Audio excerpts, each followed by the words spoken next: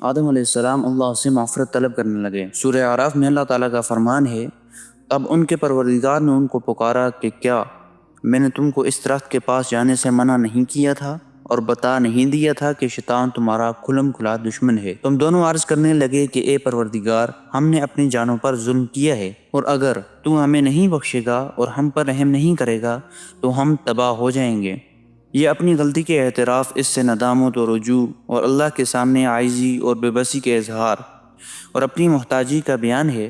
اسی راز و نیاز اور رئیز و مسکنت کے انداز سے بنی آدم میں سے جو اللہ کے سامنے آئے گا وہ دنیا اور آخرت میں کامیاب و کامران ہوگا۔ سورہ اعراف کی ایک دوسری آیت میں اللہ تعالیٰ فرماتے ہیں، خدا نے فرمایا کہ تم سب بحشت سے اتر جاؤ، اب سے تم ایک دوسرے کے دشمن ہو اور تمہارے لیے ایک وقت خاص تک زمین پر ٹھکانہ اور زندگی کا سامان کر دیا گیا ہے۔ یہ خطاب حضرت آدم علیہ السلام اور حوا علیہ السلام اور شیطان کو ہے، اور یہ بھی کہا گیا کہ سام بھی ان کے ساتھ تھا۔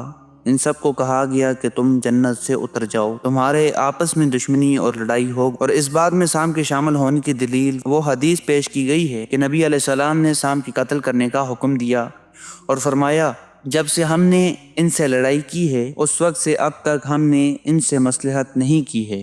سورہ طٰہٰ میں اللہ تعالیٰ کا فرمان ہے کہ تم دونوں یہاں سے نیچے اتر جاؤ، تم میں سے بعض کے دشمن ہوں گے۔ یہ حکم حضرت آدم علیہ السلام اور ابلیس کو ہے۔ حضرت حوا علیہ السلام حضرت آدم علیہ السلام کے تابع تھے اور سام ابلیس کے ساتھ تھا، اور بعض نے کہا کہ تثنیہ کے انداز سے یہ سب کو حکم ہے۔ باقی رہا حبوط اترنے کا دوبارہ تذکرہ، تو اس بارے میں بعض مفسرین کی رائے ہے کہ پہلے احباط سے مراد جنت سے آسمان دنیا کی طرف اترنا ہے، اور دوسرے حبوط سے مراد آسمان دنیا سے زمین کی طرف اترنا ہے، لیکن یہ رائے کمزور اور ضعیف ہے، کیونکہ اللہ تعالیٰ نے پہلے حکم ہی کے ضمن میں فرمایا وَلَكُمْ فِي الْأَرْضِ مُسْتَقَرٌّ۔ اس سے معلوم ہوتا ہے کہ پہلا حبوط ہی زمین کی طرف تھا۔